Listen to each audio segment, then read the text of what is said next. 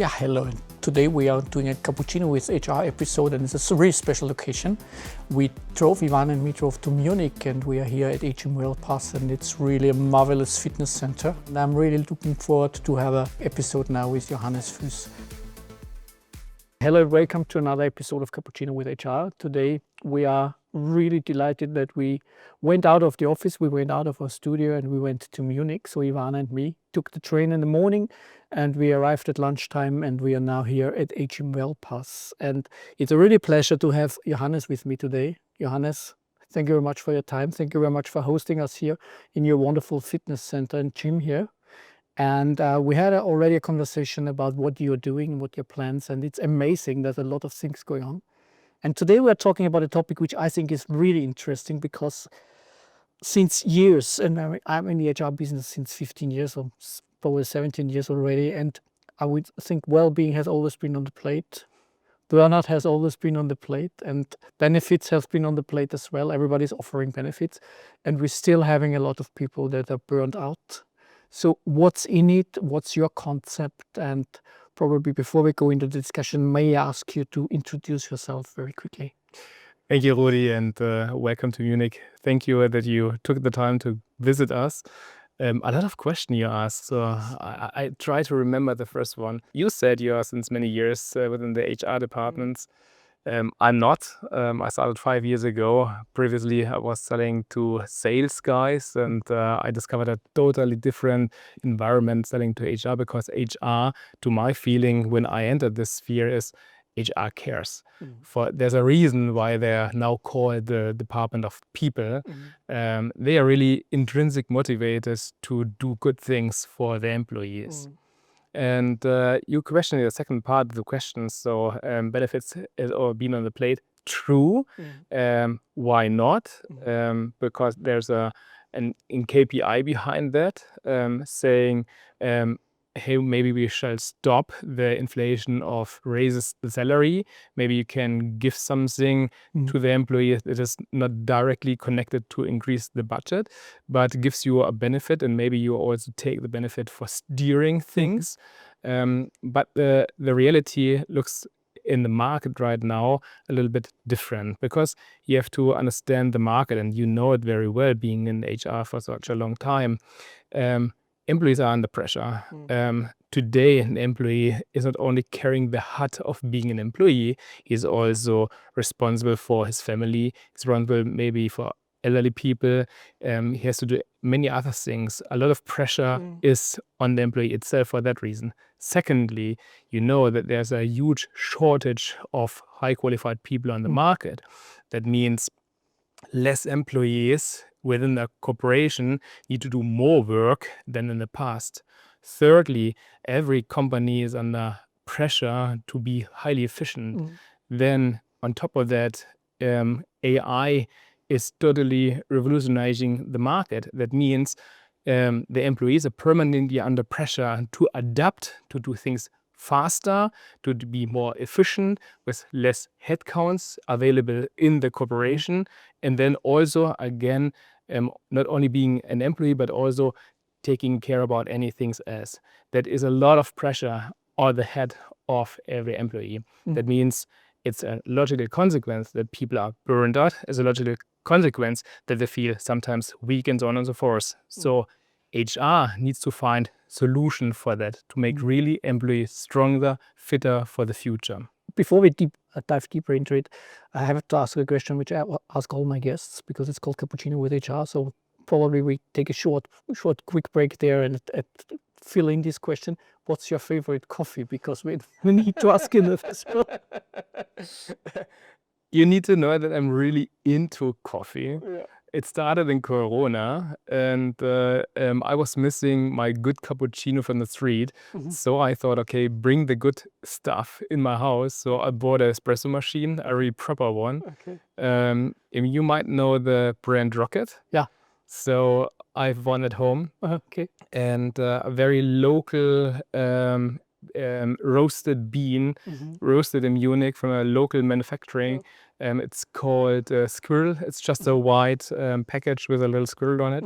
And it suits perfectly to the machine. Yeah. So it's fruity, and you can drink it as a cappuccino, but also as an espresso. So I love it. So are you doing the right stuff like the Italians? So before 12, it can be cappuccino as well, and after 12, it has to be espresso? Absolutely, 100%. And now I put a little bit too much weight on December, so I start with espresso now in the morning as well to reduce at least the calories from the milk. You are the category of aficionado, so I mean, so really good, the gourmet. When you talk, I mean, you said you are coming from sales, you know how to sell things. I mean, you talk to sales guys, you sold to sales guys, and you already explained a little bit that there's a change talking to, or it's different talking to HR people. How well understood is it that well-being is a kind of a real topic in organization? I mean, HR probably understands it quite well because they're used to do good things for people, as I said. But do you have the feeling that it already has reached the top level management areas as well? That it's not only about shareholder value, it's probably not only about automatizing things with AI now to save costs. Is there already a kind of a realistic view on it needs healthy people, and it needs retention, it needs people that are willing to stay with the company? Do you see that already coming up? More and more, I would say, because for me, HR is exactly in the between stakeholder and shareholder optimization.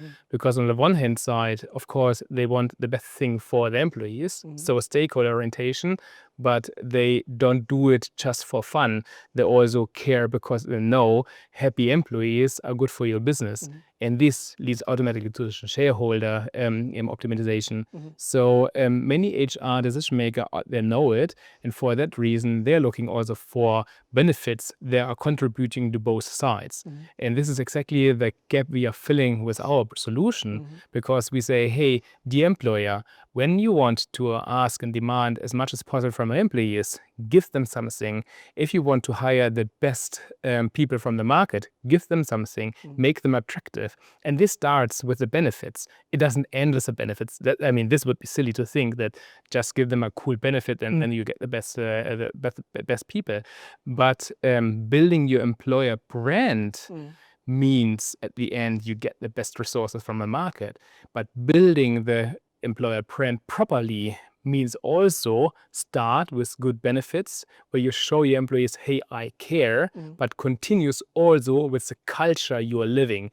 And I'm not talking about the culture on a chart, on a dashboard, ticking the box. The same counts for benefits as well.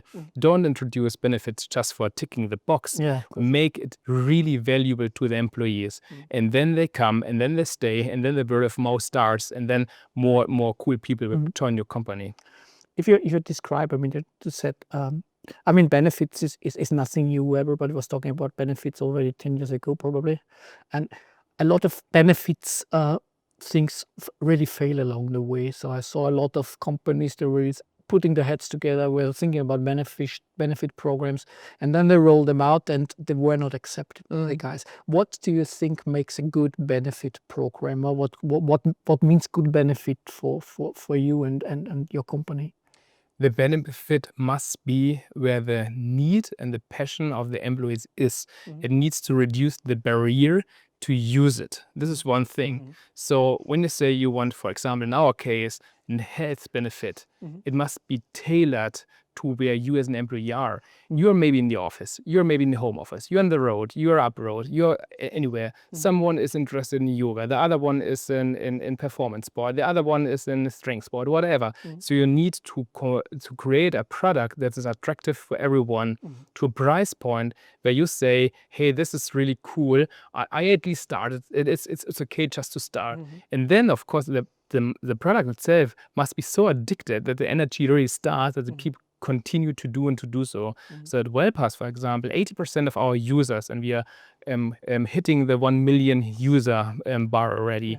80% of them didn't do sport before the employer introduced the Wellpass to them. So we really tried to activate the unmotivated doing sport. And then, of course, the magic needs to start to really collaborate with the departments, with the HR departments together, that their employee know, hey, my employer is so cool, they introduced Wellpass to us. So you need to collaborate in the communication path.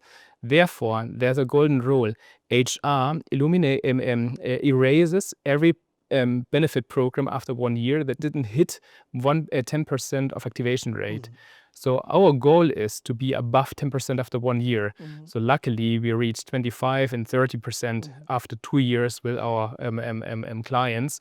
And that really makes sure everyone knows it, everyone uses it, and we adapt our product roadmap really to the needs of the employees, but also to the needs of HR itself, because HR, you know it, they're normally understaffed, under-budgeted. So if I call an HR as a guy and say, hey, do you want to talk about Wellpass? He says, okay. First of all, what does it cost? Okay, but how many resources do I need to manage it? And I say, hey, this is all automated. We have the software for that.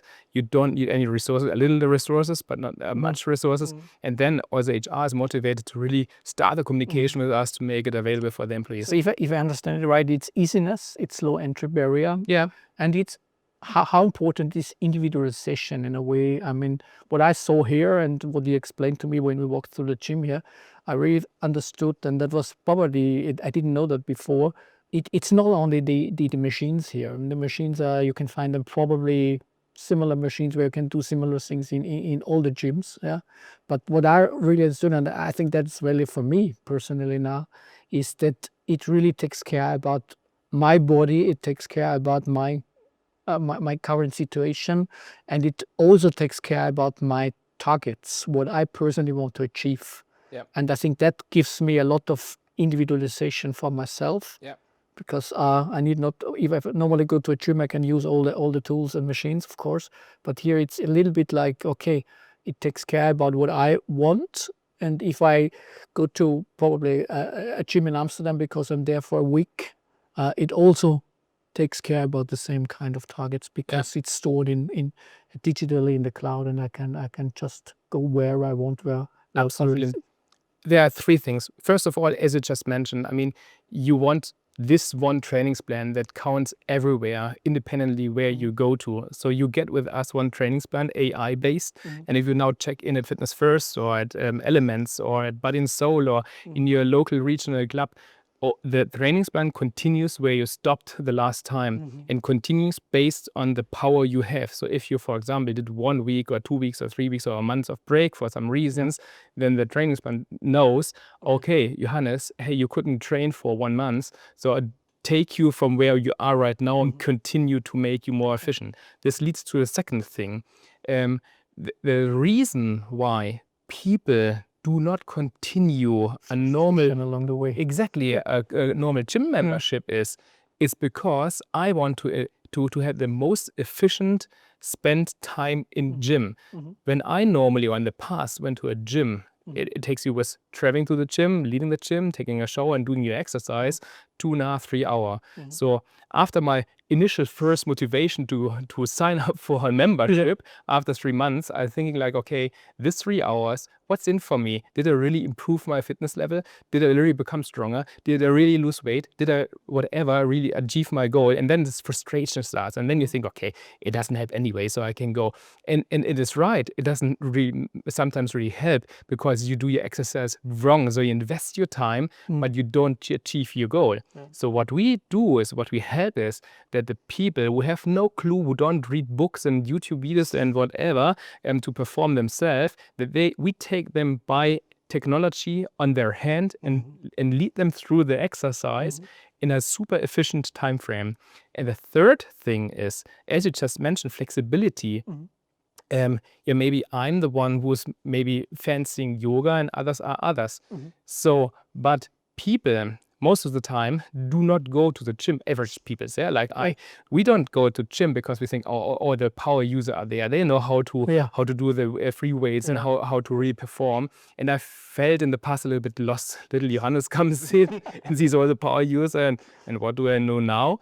And of course, there are super cool trainers in the gyms, but still you feel lost. And we take the burden because the machine automatically does everything for you.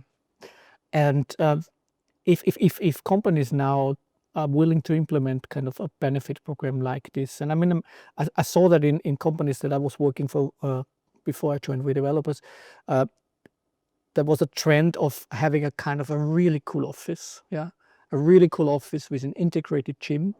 And then I saw this kind of behavior that somebody said, okay, honestly, I do not want to train with my boss there. I do not want to train with my secretary. I do not want to train with some younger top style guys. Yeah. So, and other ones told me, okay, it's nice that we have this fitness center here now, but I normally am anyhow standing in a traffic jam for 1.5 hours on my way home. So is that probably a hindering factor of making it a success? I mean, it's a good idea, but probably not well done. I would not say it's not well done. The intention is really good. But as you said, what we see, the in-house gyms are mostly used by the one who do sport anyway, because you don't feel ashamed showing yourself sweating in front of others because you have a super cool body form. But the one like a little bit shabby, I would feel a little bit ashamed to do sport with my colleagues or my boss or whatever. So I'm more the one who goes a little bit silent and hidden in gyms where I don't know anyone. You are totally right. But also the on-site gyms, we had them, we integrate them in our network because there's a reason why these gyms are there. So we try, of course, to help them and integrate them. And how do you see the I mean, we are living in a kind of a society where sometimes I have the feeling that the expectations of benefit programs are rising from year to year. So I think employees are expecting more and more from their employers. And how do you see that? And will well-being or wellness or the product you offer, the solution you offer, stay on the plate? Short answer, yes. I don't think they expect more. They expect the right things to do. And there are tons of things out there an employer could do. But maybe these are things the employees do not value, do not need. And I think it's more important not to be the tons and the thousands of benefit on the plate of the employee. Select the proper one. And it must be a win-win. It is important for the employers because it costs them a lot of money. And so there must be something, even it's a benefit for the employees, but there must be a return for the employers as well. On the other hand side, for the employees, it must be something where they say, okay, this is really something cool. No one else has it. Or cool, this is a really new invention. And it's not the 10th version of a fruit basket or the 20th sort of milk in the fridge or whatever. And I mean, it's honestly, I think it's no standalone thing. So I think benefit programs should not be standalone island things within the organization. So what do you think needs to be attached from top leadership mindset down to kind of the benefit program? What needs to be attached to a kind of a benefit like Wellpass? I try to answer the question in a way how I understood it. For me, introducing a benefit solution is always a strategic decision from the CHRO. What do I want to achieve? CHROs sitting on the table of the board, they have to follow their KPIs. The KPI comes from the CEO. What is important in the business, and then they break it down. One KPI HR is always thinking about is time to hire, transformation KPIs, retention rates, sick days, whatever. And based on these KPIs, and they have dependent on which kind of company, which kind of industry, which kind of maturity level, whatever. And this set of KPIs are basically then leading to the decision, okay, which kind of benefits do we need? And I think, as I mentioned just a minute ago, it shall not stop with the benefit itself. It is the culture, it's a DNA, it's how a company is. It must be incorporated. Having a poisoned, toxic culture, but then saying, here are the best benefits, okay, it doesn't have it all. So it must be going hand in hand. And I mean, you mentioned KPIs, and I mean, we're living in a world where KPIs are really steering the business. I think we're measured on KPIs, we're measured on results. What is the main KPI that you are using as an argument that the solution pays in, or that pays on? So what is the KPI you're mostly discussing with CHROs if you're talking about Wellpass? Is it retention? Is it less illness and sick days? Yeah. What's in it for CHROs to use an argument within Yeah, the board? it's a good question, because 5 years ago when I started here, it was all about sick days. I mean, Corona was just going down, fortunately, and everyone was really trying to make the people more healthy after Corona.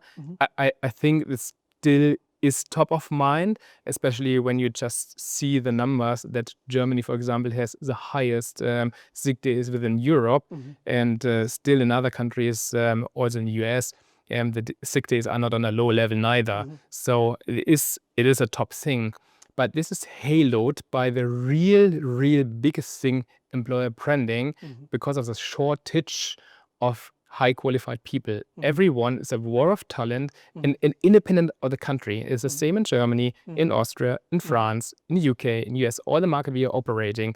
HR is really thinking about, how do I become as attractive as possible to get really the best employees from the market within my company. This is top of mind.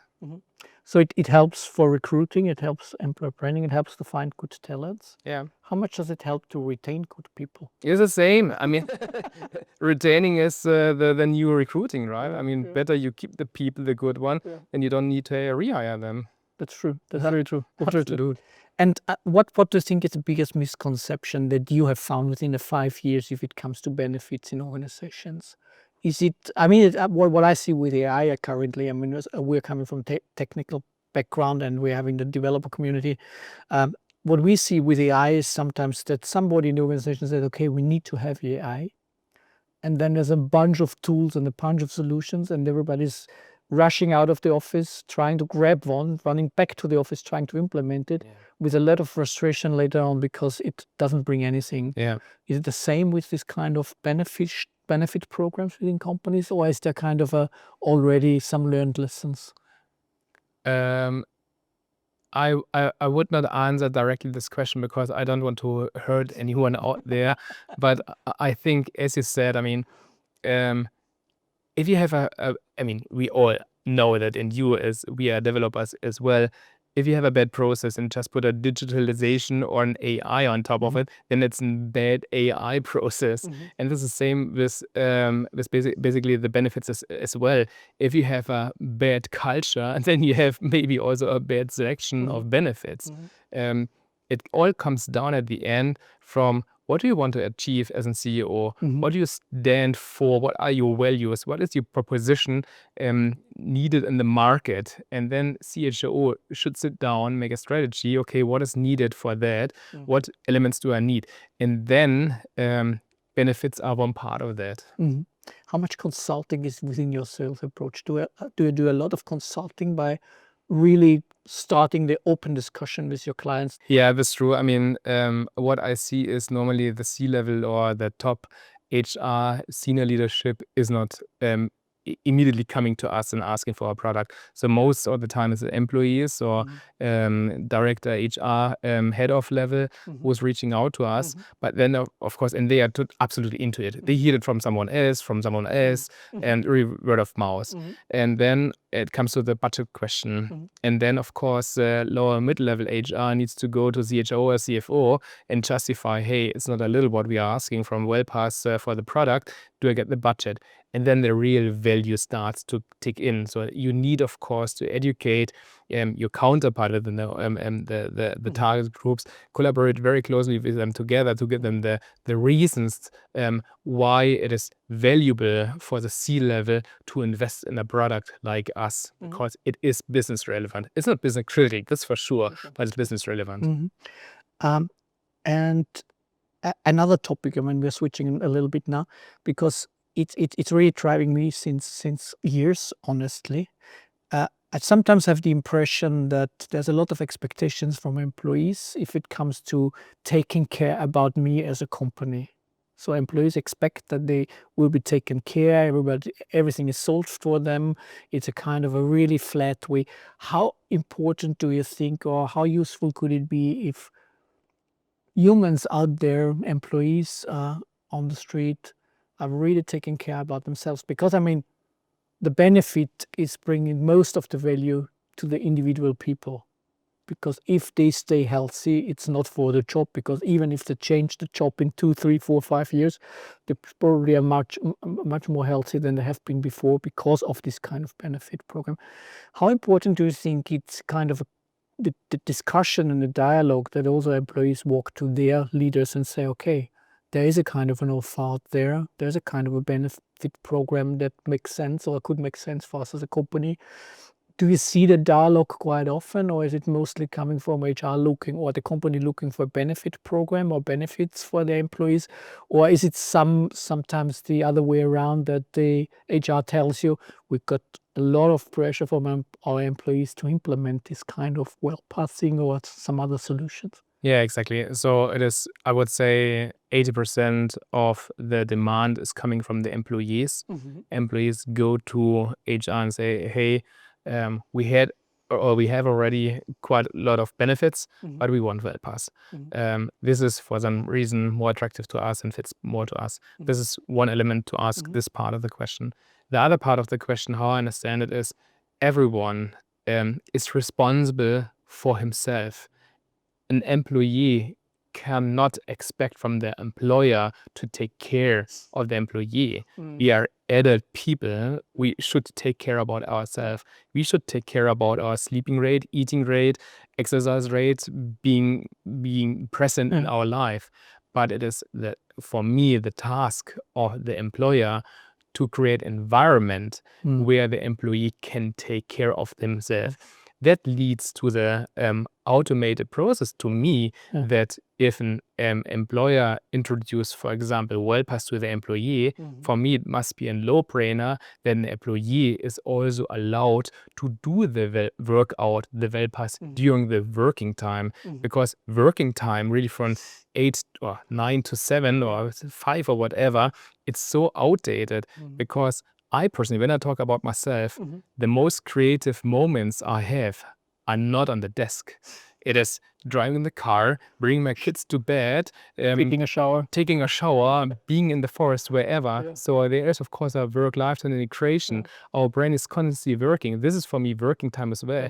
Therefore, I can expect as an employer, in my organization, I'm running a sales organization of 250 people. If they go during the working time to a gym, I say, congratulations, keep on doing that, because then I know you're taking care about yourself. This is important, that I'm sure that I can count on you in 5, 10, 15, 20 years as well, because you take care on it. But that means you need to trust your employees. Yeah, of course. Yeah, you really need trust. Are we good enough in trusting our employees? I mean, we have this back to office kind of movements now all over the place. I mean, honestly, I'm a big fan of hybrid solutions as well, because I think collaboration is extremely important, and I think people love to work with colleagues that love to come to the office. But is it really kind of are we good enough on the trust level? That's really what I'm questioning sometimes, because I think sometimes I really have the impression that a lot of back to office initiatives are purely because we don't trust the people, and we think at home they are probably going to the gym, whether watching Netflix series. I think there is not a black and white answer. When I talk to CHROs, I see many who are really, really trusting their employees. What I also see, the question of back to office, yes or no, it's not a question of trust, it's a question of P&L. Mhm. So maybe you know that you have to release some people quite soon. So maybe you make the work environment as uncuzzy as possible to make them move the company by themselves. Okay. Then you save maybe some budgets to actively buy them out. This is more what I see. Though I personally, and this is really a Johannes answer, is back to reinforce the people going back to office is a P&L topic and not a trust topic. Okay.